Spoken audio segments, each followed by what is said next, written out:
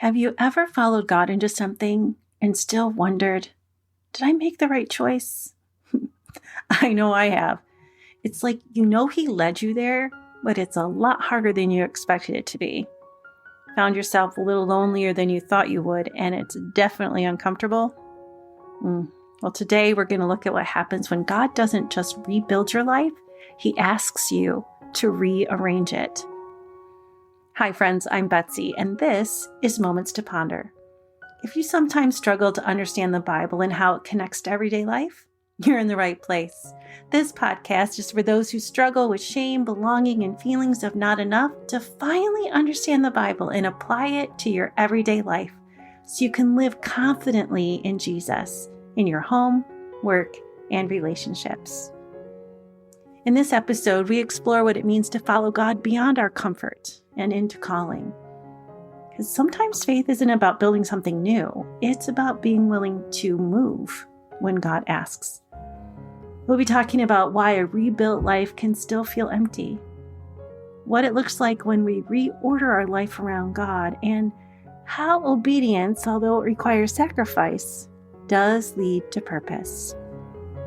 Welcome. This is episode 174. I have a friend that relocated into our area around 6 years ago, right during COVID.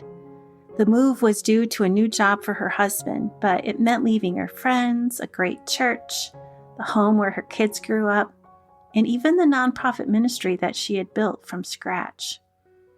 And as she looks back on that time, she remembers how lonely it was, especially because of COVID. As the restrictions lifted, they found our church, and after a time, she applied for and got the job on our church staff. Now, 6 years later, she still has moments of being the new girl in town as she navigates friendships, expands ministry, and allows new roots to grow. Although the move was voluntary and prayed over, there was a lot of sacrifice for my friend.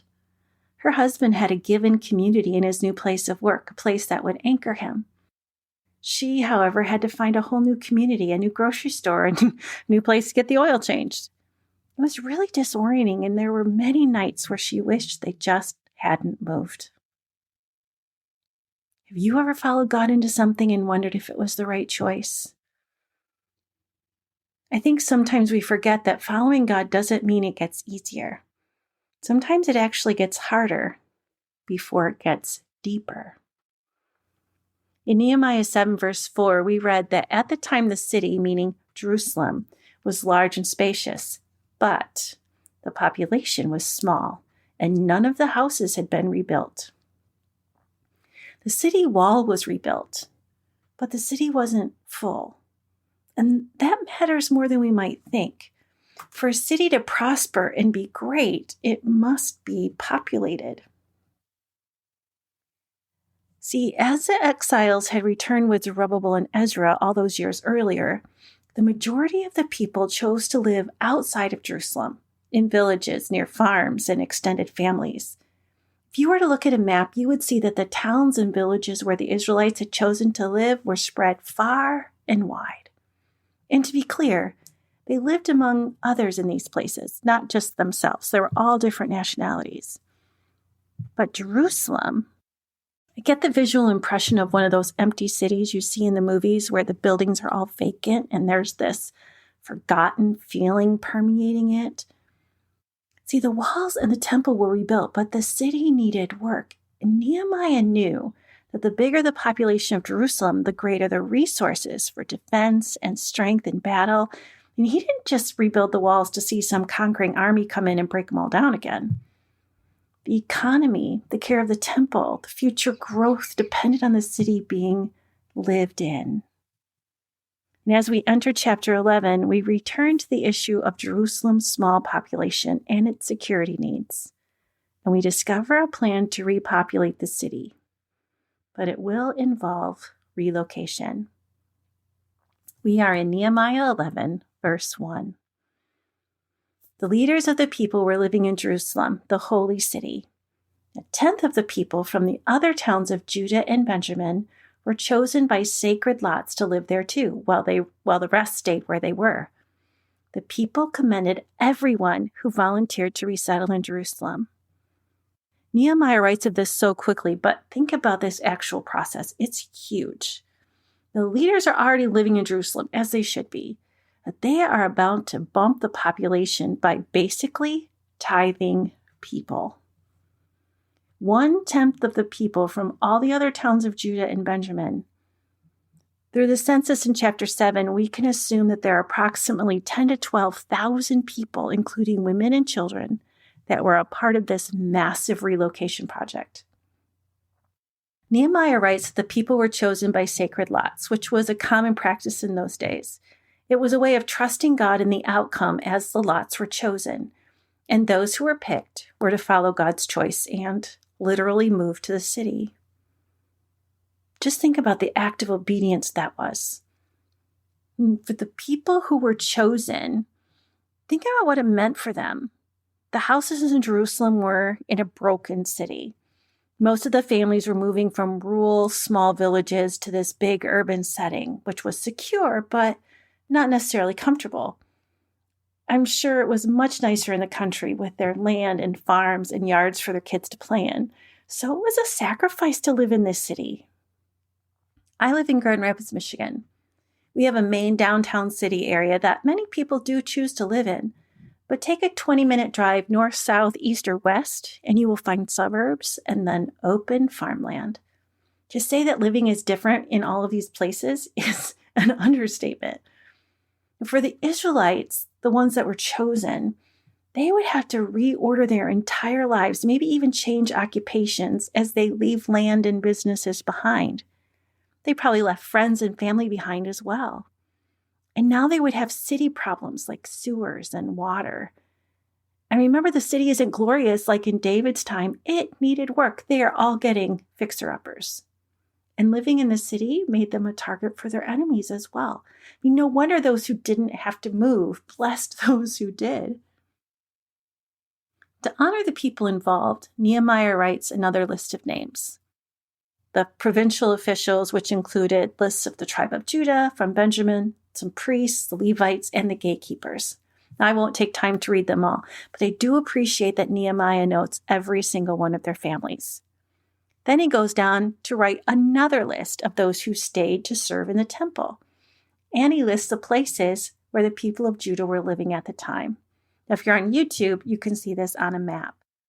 Nehemiah lists the names and the places, not just for record keeping, which he does like to do, but to honor the people who said yes and were obedient, showing us again that each person matters. It's really good for us to remember that behind the walls and the festivals, the oaths, and the move, Nehemiah is still focused on the why.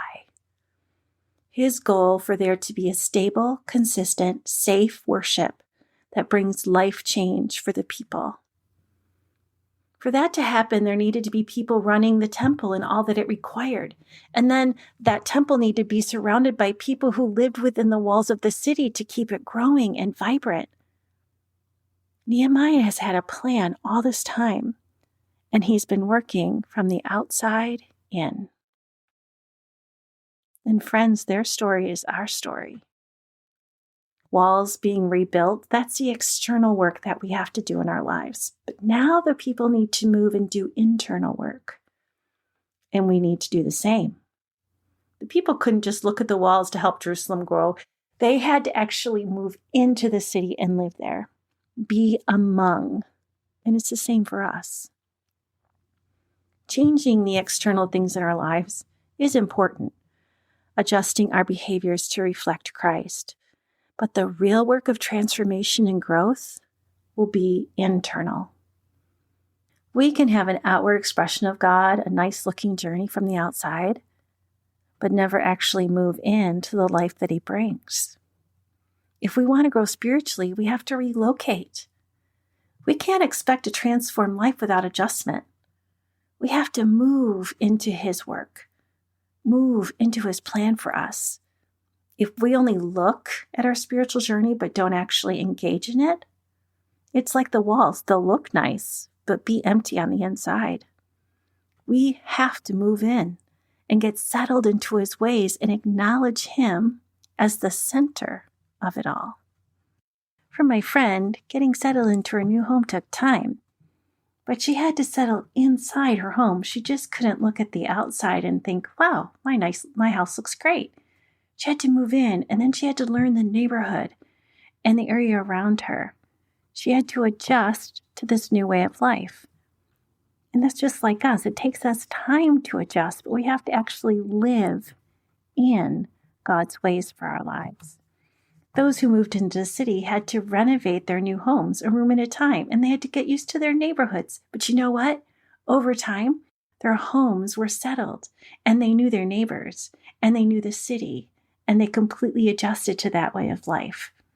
That's what it's like when we begin to make choices that honor God in every area of our lives, whether it's word and actions, our rest, our finances, forgiveness, truly loving our enemies. The more we do this, the more comfortable it becomes as we settle into God's way for our lives. Ultimately, it's an act of obedience, and it will require sacrifice and surrender as it leads you toward a transformed life. Much like the Israelites, this might mean changes for you. It'll feel unsettling. It might even feel lonely at times as you adjust to living in a way that reflects Jesus. Lonely, but not alone. It's uncomfortable to walk away from some relationships that hinder your walk with God. It's hard to adjust your day to incorporate time for Him. And it can be inconvenient to guide your kids toward Jesus in the midst of school and sports and help them with their priorities. Following God isn't always easy. It usually costs something, but it will lead you to something deeper and more meaningful. Transformation within us happens when we rearrange our lives to put God in the center, to have Him permeate all of the roads of our lives. We can have the structure of faith in place, but until your life is centered on Him, it will probably still feel a little empty. It's the process of discovery and learning and adjustment as you lean in that fills us. Dear one, where is God asking you to rearrange your life so that He's at the center and not just included? As I've been studying this chapter, the words of Jesus keep coming to me from Luke 9. If any of you wants to be my follower, you must give up your own way, take up your cross daily, and follow me. I feel like that's what the Israelites were doing, giving up their own way and following God. And that's what Jesus asks of us. It's not convenient and often involves sacrifice, but it fills us with the life that He has for us. Surrender, adjustment, sacrifice. I realize it is all hard. And just when you feel like you have life figured out, you discover something new to work on. So let me encourage you. It's a process that happens over a lifetime.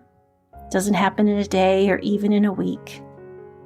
And God is right here, loving you through it, helping you remember that to become more like Him brings us a whole new transformed life that fills us.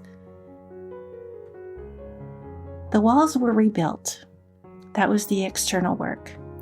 And now the people must move into the city. That's internal surrender. As we bring Jesus into the center of our lives, the emptiness fades as we reorder our choices around Him. And even when those choices require sacrifice, we discover the wonder of adjusting our lives to His work. And we realize that on the other side of obedience isn't comfort, it's something better.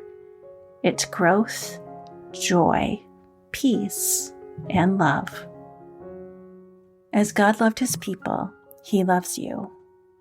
When the doubts come and adjusting to His direction seems hard, just remember, He is with you, helping you move every day. Thank you for joining me today as we continue our journey through Nehemiah. I am truly honored that you've chosen to spend your precious time with me. I'll see you next Tuesday. Amen.